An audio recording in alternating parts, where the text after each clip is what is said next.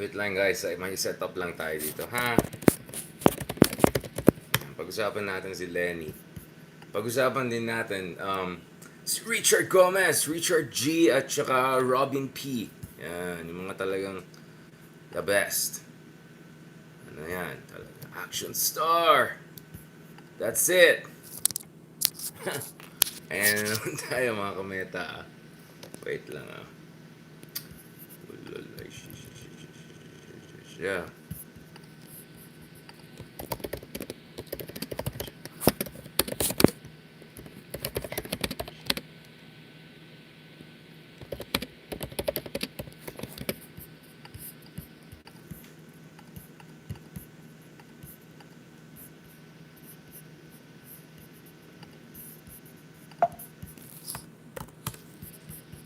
Okay.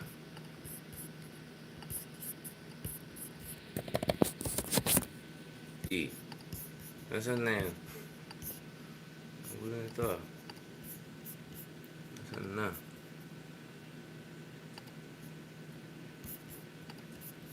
Wait lang mga kameta ah.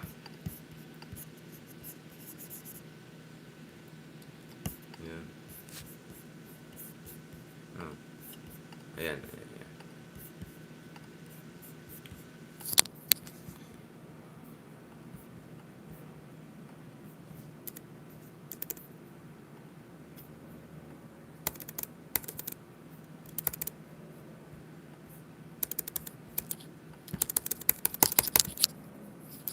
Ano nangyayari dito?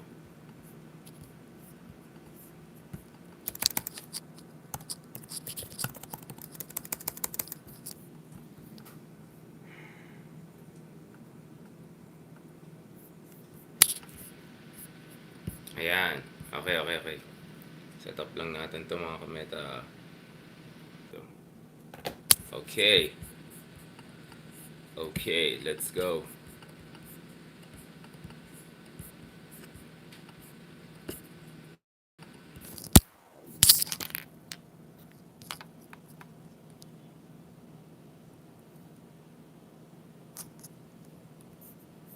Ayan na mga kameta. Kamusta dyan? Medyo magano muna ako. Maglo-look away na rin ako ng konti. Maglo-look away na naman ako ng konti. Tignan natin. Bagay ba sa atin mga kameta kung tayo rin po ay ano dyan, nag-Sakura Pictorial Glamour Shot dyan sa Japan. Ay, aminin natin talaga medyo stunning talaga itong picture ni former duly elected Vice President Leni Robredo. In fairness talaga, very stunning yung picture na yan. Kaya I couldn't, how should I put, hindi naman I couldn't resist posting it, but I couldn't like overlook it. Yun na lang, no? At pinost natin kanina sa mga platforms natin, grabe yung mga response. Including from, of course, yung mga trolls, how predictable, di ba? Talagang ayaw sa maganda, ayaw sa hindi corrupt, ayaw sa alam mo naman, 'di ba? Ayaw sa yung mga nag-graduate ng nag-graduate ng husto sa mga magagandang paralan. Eh parang ayaw ng mga trolls ng ganun. Gusto ng mga trolls, alam niyo na this. Alam niyo na this mga kameta, kaya ang dami nagko-comment dyan. Now, obviously, medyo may mga serious tayong pag-usapan. Of course, itong announcement by Congressman Richard Gomez, na nakaupo siya next to Robin Hood Padilla, Senator Robin Padilla. Mukhang meron ng understanding doon sa Kongreso mga kameta na yung modality for constitutional change or CHACHA. Mukhang ang mangyari dito mga kameta is hindi constitutional convention but yung tinatawag na constitutional assembly or constituent assembly, CONAS, kaysa CON-CON, no? And, hindi, medyo masagwang pakinggan. Anyway, pag-usapan natin yan because katulad ng pinost natin kanina, it's not only the goal that is important, and we can debate about whether a constitutional change is what we really need. Katulad ng pinag-usapan natin ng isang araw, si Pangulong Marcos Jr. mismo na tumakbo on the Federalista Party platform, he himself admitted that mukhang hindi naman kailangan talaga ng constitutional change. We can work with what we got. No less than Senator Zubiri also, kind of a pro-administration figure, although may pagka-independent ang projection niya. even siya nagsabi na, wait lang, bago natin pag-usapan yung constitutional change and cha-cha, before mudding the water, pag-usapan naman natin yung implementing rules and regulation on three different laws na pinasa the other year under the previous Congress na may direct na kinalaman dito sa issue ng foreign investments and making our economy more competitive. So don't muddy the water by bringing in the whole reinvention of the wheel, when all we need to do is to make sure yung mga bagong batas na pinasa, meron na silang executory dimension to them, na ma-implement sila ng husto. So, yun po yung context, no? Yun po yung context. Kaya pag usapan natin ng konti yan, because the other question here is, okay, even if aminin natin na kailangan, for the sake of argument, if constitutional change or cha-cha is the way forward, the next question is, what's the best way to move forward? Now, and this is where things get tricky, mga kameta, because if you want to really change the system, obviously, basic system analysis will tell you that it's not only the structure or architecture of the system that is important, it's also the components of the system that is important, right? Common sense po yan. Hindi na kailangan mag-graduate school sa social sciences or in philosophy of science, etc., or natural sciences. But, and here is, mga kameta, here is the rub, no? Mukhang some are arguing we can get rid of trapo politics by allowing certain traditional politicians to oversee a process that will get rid of traditional politicians. Like, medyo hindi ko na-gets yan. Alright? So, pag-usapan natin ng konti yan. But before that, mga kameta, ito na nga. Bago natin punta kay Robin P. and Richard G. and all of those things. Pag-usapan natin ito si Ma'am Leni, the former duly elected Vice President, and also at least officially the first runner-up dun sa race for the presidency last year. Katulang sinabi natin, Ma'am Leni should be very proud of her ability to mobilize more than 15 million votes per official numbers, despite everything, despite going against a formidable alliance, the unity team, between the House of Duterte and House of Marcos, Kamusta naman yung alliance na yan ngayon? Ibang usapan na yan, diba? So that's something that we have been talking about for quite some time, mga kameta. So sabi ko, from the very beginning, this was going to be an uphill battle. And then, let's be honest, we raised concerns about the strategy of people running her campaign, including, I think, the under-emphasis on the issue of competence, which was very important based on all of the data and numbers we have, and then over-emphasis on kind of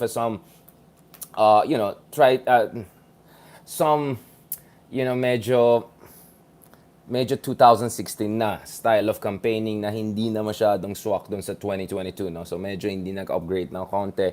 Not to mention, of course, overemphasis of some certain people in her campaign and some of the thought leaders attached to her, who kept on talking about Google Trends and kept on ridiculing and mocking scientific surveys, credible savers, etc. But before tayo pupunta dyan, mga kameta, let's just say this. Aba, talagang ganda naman ng picture na yan. Sino naman nag-picture dyan, diba? Ang ganda, diba? To be honest, tayo po I've been to Japan many times, pero aminin ko guys, for some reason I never had a chance to be in Japan during the Sakura season.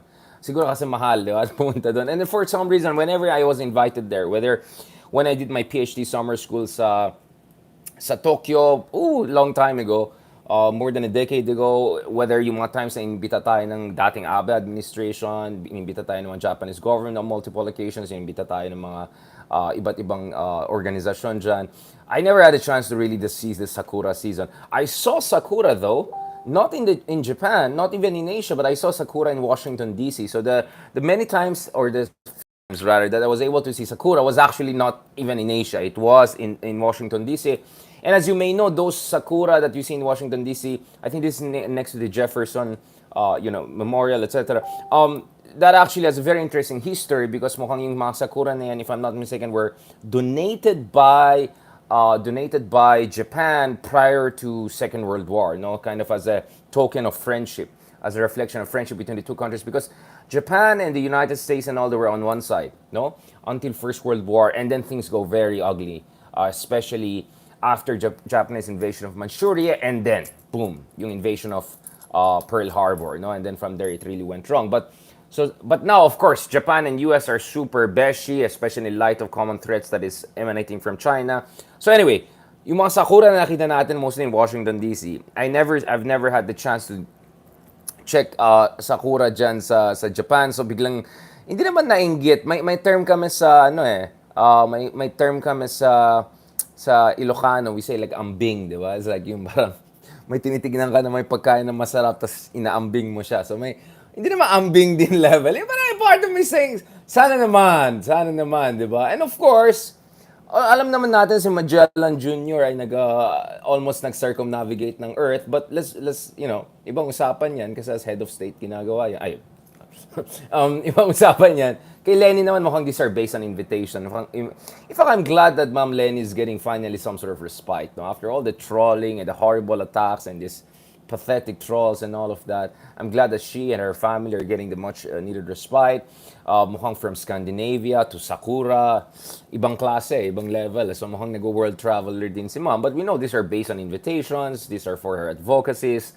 And tingnan mo naman yung picture mga kameta, di ba? Very stunning. Now, interestingly, ang dami nag-comment dyan ng mga trolls doon sa mga post natin. Ito yung mga tambay boys and all. Eh, yung mga attack nila, wow, ganda ng filter. Wow, ganda ng ganda. Eh, ako naman comment ko, sige, i-filter natin yung amo nyo. O, filter na...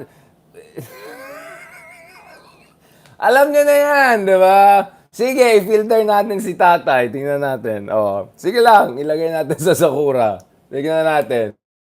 Ay nako, dinadaan sa filter ang usapan. Sige, i-filter natin yung mga amo nyo. Tingnan natin kung ganyan lalabas. Oh, di ba? Ipag-glamour shot din natin. Sige lang. Sige lang. Sige lang. Ayan. Pero sigurado ako hindi iPhone yung ginamit dyan, no? Parang may magka-Samsung dyan. Pero alam ko sa mga filter, the best natin yung mga Chinese phones eh. Yung mga Oppo, yung mga ganun, di ba? Yeah. But anyway, filter or not, no filter mga kameta.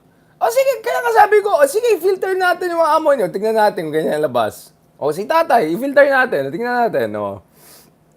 Kaya guys, kung magandang labas, na, kahit may filter, kailangan maganda yung foundation, di ba? Yung fondasyon, hindi pwede. Alam mo, kahit ano i-filter ang gawin mo dun sa iba, talagang, pahala na, daan na lang sa TikTok. O yan, sige, daan na lang sa algorithm ng TikTok, baka may mangyari pa.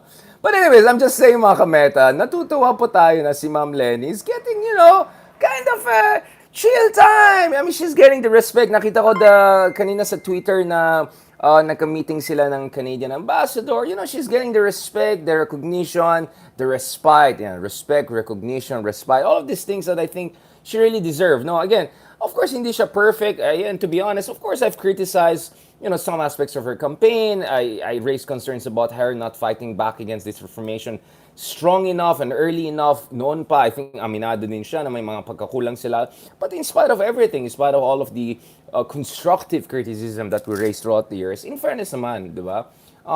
Aminin natin, pagdating kay ma'am, filter, no filter, ang reality po dyan is, hindi siya corrupt, nag-aral siya, nakapagtapos siya sa mga public universities, at even with very limited funds that she had back in the day, with very limited resources as the vice president, she was able to achieve a lot, especially nung panahon ng pandemic, no? So yun lang sinasabi natin dyan. Ayan. Na yung mga sarap buhay comments dyan. Ayan. Tawagin natin si Bato. Kamustang buhay sa Senado. Anyway, so what I'm saying here is, yeah, hindi ko ma-ignore yung picture na yan kasi parang biglang nainggit ako. Inambing ko na yan. Sige, tignan natin kung may promo ba dyan, mga kameta? May mga kameta ba tayo dyan sa Osaka? Or sa sa Kyoto? Baka naman. Sino may diploma? Sabi nila sa YouTube. Anong diploma yan? Kaya nga paano siya nag-MBA? Wala ka naman undergrad na BA or BS. Diba? Hindi ka pwede mag-MBA. Hindi naman pwede magdidiploma ka tapos mag-Wharton ka. Anyways, ibang usapan na yan. Na yun na nga, natatawa lang ako dito sa mga trolls. Ang lakas mga asar. Tapos, sige, i-filter natin yung dati yung amo. Sige, natin, di ba? Ayan tayo. Anyway, I'm happy for everyone. Kahit papaano, meron ng, grabe yung mga comments sa Twitter. Medyo marupok yung ibang comments. Ayoko nang patulan.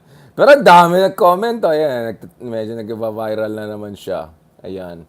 Oh, by the way, may update rin pala sa Farmali. May announcement rin from Ombudsman Office about Farmali. We'll keep abreast with that. Tignan natin ang mangyari dyan. Kasi alam na naman natin, parang ang laki ng issue ng Farmali. Biglang nawala sa eksena. So, dapat tignan natin ano ba nangyari dyan, di ba? Yung mga, ayun naman yan na dyan. Ayan. Okay, mga kameta. So, anyway. So, for me, hindi naman tayo travel vlogger or hindi pa. Ito sa akin, mga kameta. A part of me has a hunch na Ma'am Leni is getting all of this rejuvenative or regenerative and rejuvenating moment because may sense ako tatakbo siya sa 2025, no? And katulad ng sinabi natin, mukhang talagang dapat tatakbuhan niya is Senate. Mas magandang chance niya compared to even governor and all. Because sa Philippines, minsan, mas maganda pa yung tumakbo ka sa national politics kaysa local. Minsan, mas competitive, mas masaklap, mas, alam nyo na, di ba? Tingnan mo naman yung mga politika natin, yung governor ng ganito, ganyan. Naalala ko nga parang, ano, di ba, what's his name? Yung senator na yan, si Lito Lapid yan. Di ba parang natalo siya nang tumakbo sa Pampanga, pero easy win lang siya sa Senate.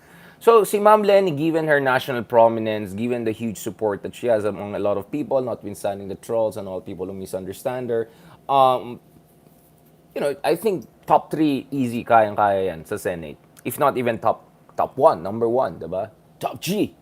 And if she tops the race for the Senate, it's anyone's guess what's gonna happen in 2020. Sabi natin, tatakbo si Tulfo, tatakbo si Leni, tapos tatakbo si Sara. Yan, competitive yan. Interesting yan. Of course, there's also the aspect of Riza Hontiveros. What's gonna happen there? Is there gonna be a rallying behind kind of element there? I'm not sure. I'm kind of 50-50 on that based on what I'm seeing right now, di ba?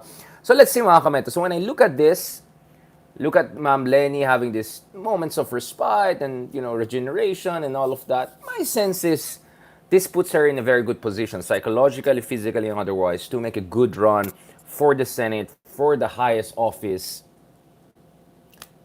2025, right? So more or less next year, dapat magsimula na yung campaign niyan. So she has still one year more to go around, build momentum, while also dealing with angat buhay. Anyways, mga kameta, kailangan natin umalis pala. So, mamaya na yung kay Richard G. and kay Robin P. and mga ganun, yung mga constitutional or constituent assembly versus constitutional convention. Pag-usapan natin yan, mga kameta. Pero katulad ng sinabi ko, no, even if, let's say for the sake of argument, Chacha is good for the country, the modality of transition is important. And the idea of potentially allowing traditional politicians oversee the process of, I'm not talking about Richard G. per se or Robin P. because Robin P. was never in politics before, so you cannot call him a traditional politician, etc. But the idea of letting traditional politicians, who are the majority, in a certain chamber, to oversee the process of charter change to supposedly get rid of trapo politics, parang, diba? Connect the dots, or ano bang pwede connect dyan? Okay. I'll keep it here, mga kameta. Thank you very much. I hope natutuwa kayo sa mga good vibes natin. Kasi good vibes tayo sa mga picture niyan. So, Ma'am Leni, please continue to come up with good vibes picture niyan. At yung mga trolls naman, yung mga amon nyo, kung may mga magandang filtered picture, sige lang, pa-forward naman, no problem. Pag-usapan natin yan, no problem. Ako naman, di ba? I'm here for good vibes. I'm here para sa bayan. Sige, share nyo na sa amin. Alright, mga ka-unity? No problem. Thank you very much. And talk to you soon. And may habol ako. And then, by the way, mamaya, finally, God willing sana, ito na, matutuloy na sana itong podcast natin with kaibigan natin, a very good historian friend of ours who's now based in New York, used to be based in LSE and Singapore, and was based in the Philippines for a very long time. Magaling magtagalog to, mas magaling pa sa akin magtagalog as if naman. Pero kasi dayuhan to technically speaking. Ang galing ng Tagalog niya. So hopefully, within an hour or so, we're gonna have also an interesting discussion about the Philippines, Philippine political left, etc. A little bit controversial, a little bit... So, panoorin niyan. Of course, na-post na rin natin yung interview natin with Attorney Ruben Carranza. Very, very interesting discussion about the Marcoses, about Duterte, about ICC, about Putin, Omar al-Bashir. So much is being discussed there. So please also check that out. And please subscribe to my channel. Please continue to support us dito sa YouTube natin. Paki-support yung YouTube natin, mga kameta. Kasi doon natin pinupost yung iba. Minsan mas maaga kasi yung mga podcast natin really for YouTube natin yan. And other things. Also, please support our podcast, the Richard Darn Podcast on Spotify. Rate us, please. Libre lang naman mag-rate. Libre mag-star doon. Pero speaking of star, thank you very much kay Ma'am Jocelyn Lumberia as always. sa lahat ng mga sumusuporta sa atin. Ayan, thank you kay Ernie Carpio for joining us, for Raymond Pamatian for joining us, for Amy Maring, for Josefina Lapos, yan, sa lahat ng mga nagko-comment, nag-suggestion, yan, excited, yan, natutuwa sa atin. Thank you very much, I appreciate it. Salamat din dito sa mga supporters natin sa YouTube. Very, very kind of you. Super kind of you. Thank you very much, ma'am. Victoria also for kind support. Lahat ng mga sumusuporta sa atin dito. Thank you very much. Ayan. Please lang, refrain from, from profanities, refrain from weird comments on my channels and all para hindi naman tayo ma-weirdan. Alright? Let's keep it nice. Let's keep it cool. Let's keep it civil. And kung ayaw ng civil and cool, ayaw ng civil at maging cool, then be ready to be trolled, including by yours truly. Alright? No problem. Thank you very much, guys. And by the way, pasensya na rin if ever may mga misunderstanding, may mga back and forth tayo Twitter sometimes. Alam mo naman ako, ang dami akong ginagawa sa gitna, nag-tweet-tweet lang ako dito. At the end of the day, I always wish the best for Philippine democracy. I hope the Philippine opposition learns the right lesson from the previous elections, and hopefully they'll move forward in the best way possible, because you cannot have a good democracy, real democracy, if you don't have a strong opposition. And at the end of the day, it looks like still Leni is the anchor of the Philippine opposition. And it looks like Leni is increasingly in a good position, psychologically, physically, and otherwise, and politically, to make a run for Senate in 2025 or some high office. And who knows, 2028, things can get very, very interesting. Thank you very much, guys, and talk to you soon.